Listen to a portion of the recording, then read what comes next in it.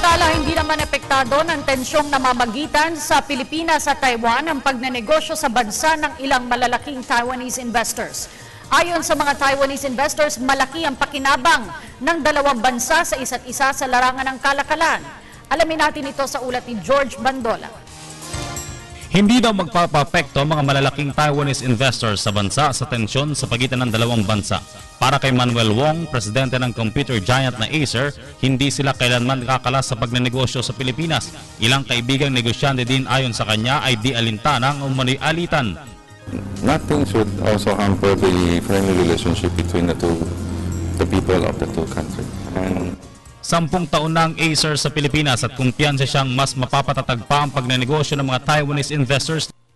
Tiwala mga negosyante na hindi mapuputol ang ugnayan ng Pilipinas at Taiwan dahil parehong malaki ang pakinabang ng dalawang bansa sa isa't isa.